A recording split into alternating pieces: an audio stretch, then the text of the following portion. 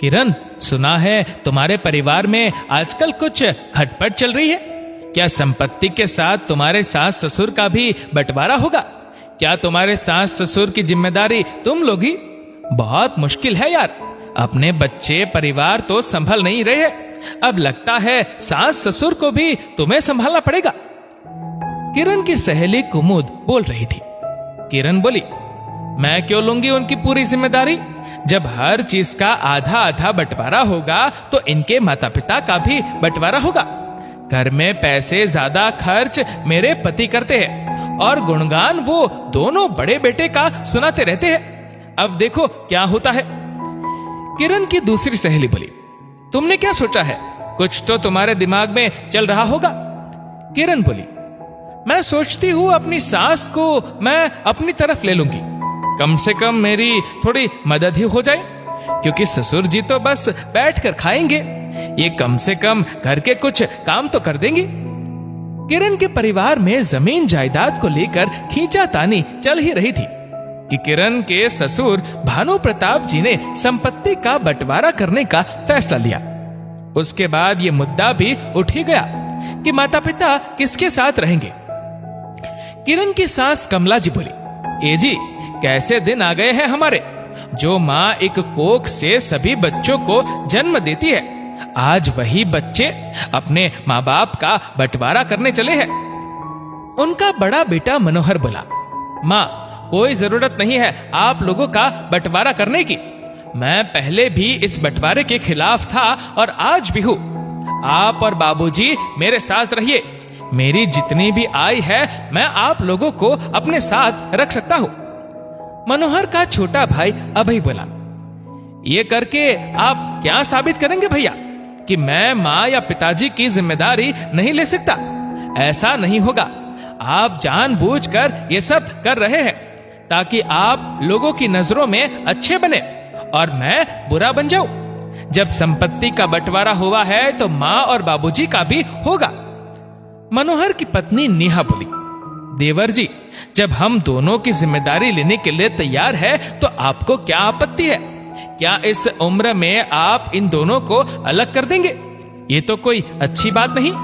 सोचिए, कल को हमारे बच्चे हमारे साथ अगर ऐसा करेंगे तो कैसा महसूस होगा हमें? किरण बोली, हम अपने बच्चों के साथ भेदभाव नहीं करते हैं, जैसा कि इन लोगों ने किया है। हर जगह आपका गुणगान गाते हैं, क्या हम इन लोगों के लिए कुछ नहीं करते?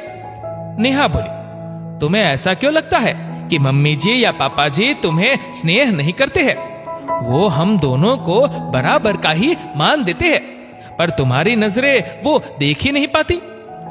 थोड़ी देर बहस चलती रहती थी। फिर किरण बोली, मम्मी जी हमारे तरफ रहेंगी, अगर इच्छा होगी तो 6 महीने बाद भाभी के पास जा सकती है, मुझे कोई आपत्ति नहीं है।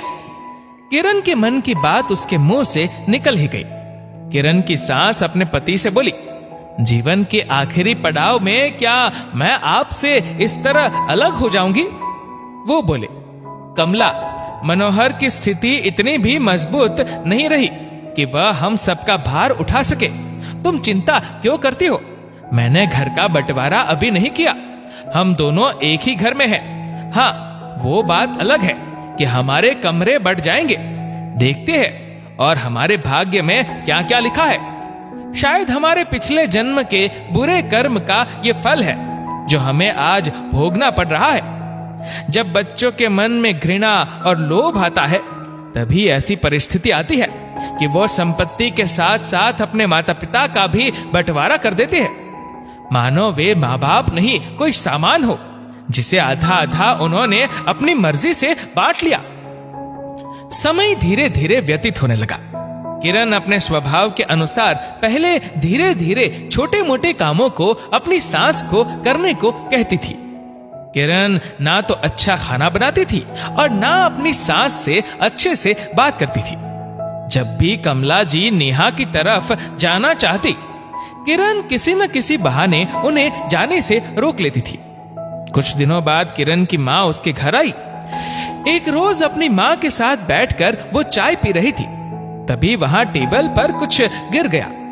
किरण अपनी सास से बोली, मम्मी जी, रसोई से कपड़ा लाकर इसे थोड़ा साफ कर देगी।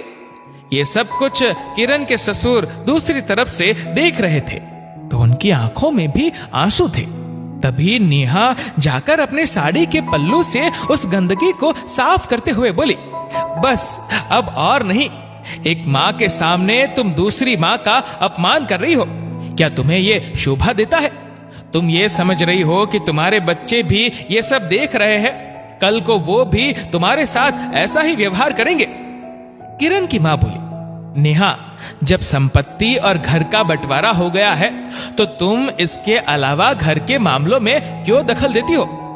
नेहा बोली, आंटी जी, आप किरण की मां हो तो मेरी मां जैसी हुई। आपसे ऐसी बातें सुनने को मिलेगी ये उम्मीद नहीं थी। जब बच्चे गलत काम करते हैं तो हर उम्र में मां उन्हें कान पकड़कर याद दिलाती है कि तुम गलत कर रहे हो। किरण की मां बोली, मैं क्या बोल सकती हूँ?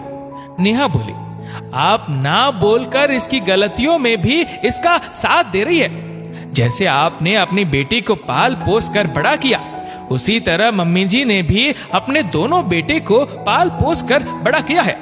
हाँ, वो अलग बात है कि बेटा अपना फर्ज भूल गया और पत्नी के सामने माँ की इज्जत नहीं कर पाता है। किरण बोली, भाभी, मुझे मजबूर मत कीजिए कि मैं आपका अपमान करूं। आप अपने घर चले जाइए। जब हर चीज का बंटवारा हो चुका है तो आप मेरे घर के मामलों में दखल नहीं दे सकती। नेहा अपने ससुर जी के पास जाकर बोली, बाबूजी, क्या आप ये सब देखकर चुप रहेंगे? वो आपकी पत्नी है। आपने अपनी संपत्ति का बंटवारा किया है, अपने आत्मसम्मान का नहीं। माँ जी की जिम्मेदारी आज भी आप पर है। अब आपको कुछ तो कहना ही होगा। नेहा के ससुर जी खड़े हुए और जाकर अपनी पत्नी का हाथ पकड़कर बोले, आज भी मैं इतना समर्थ हूं कि तुम्हारे सम्मान की रक्षा कर सकता हूं। वो अपनी पत्नी का हाथ पकड़कर अपने साथ ले गए। अगले दिन भी दोनों घरों में बहस चलती रही। उस दिन नेहा के ससुर जी ने कहा, मैंने संपत्ति का बंटवारा कर दिया, परंतु यह घर आज भी मेरा है। अभय बोला, बाबूजी, बेहतर होगा इस घर का भी बंटवारा आप कर ही दीजिए या फिर मेरा हिस्सा दे दीजिए ताकि मैं कहीं और घर ले लूंगा। पिता बोले, जितना देना था मैंने तुम सबको दे दिया, अब आगे की जिम्मेदारी खुद संभालो। अभय, बेहतर होगा तुम अपने परिवार को लेकर अब किसी और घर में चले जाओ, क्योंकि ये घर मैंने अपनी पत्नी के लिए रखा है। तुम जैसे औलाद से बेहतर होता मेरा एक ही बेटा होता। तुम अपनी पत्नी और सास का सम्मान कर सकते हो, पर अपनी माँ का सम्मान संभाल नहीं सके तो तुम्हें इस घर में रहने का अब कोई अधिकार नहीं है। आखिरकार अभय को वो घर छोड़कर जाना ही पड़ा और पिता ने उस घर को अपनी आने वाली पीढ़ियों के नाम कर दिया। अभय जिस हिस्से में रहता था उसको किराए पर लगा दिया। अब किराया और पेंशन से उन दोनों की दवाइयों और खर्चों का इंतजाम हो जाता था। अगर किरण की मां ने उसकी गलती पर उसे समझाया होता या उसकी सहेलियों ने उसे सही सुझाव दिया होता तो आज उसके परिवार का इस तरह से बंटवारा नहीं होता। कमाई कम हो या ज्यादा हो, जब परिस्थिति खराब होती है तो परिवार एकजुट मिलकर थोड़े में ही अपना गुजारा कर लेते हैं, परंतु इस तरह माता पिता का बंटवारा नहीं करते हैं। दोस्तों, माता पिता जहां अपने चारों बच्चों को जन्म देते हैं, लेकिन बच्चों के प्रेम में वो जब बंटवारा नहीं करते हैं तो बच्चे बड़े होकर आखिर क्यों माँ बाप से अपने लिए ज्यादा चाहत रखते हैं? आगे वो माता पिता का ही बंटवारा कर देते हैं। यह सोच आखिर कब बदलेगी? इस वीडियो को लेकर आपकी क्या राय है नीचे कमेंट करके जरूर बताएगा। और अगर आपको वीडियो अच्छा लगा हो तो इस वीडियो को लाइक करेगा, शेयर करेगा ज्यादा से ज्यादा लोगों तक, और ऐसे ही और भी इंस्पिरेशनल वीडियोस के लिए सब्सक्राइब करें हमारे यूट्यूब चैनल को और फेसबुक पर फॉलो करें हमारे पेज को। धन्यवाद।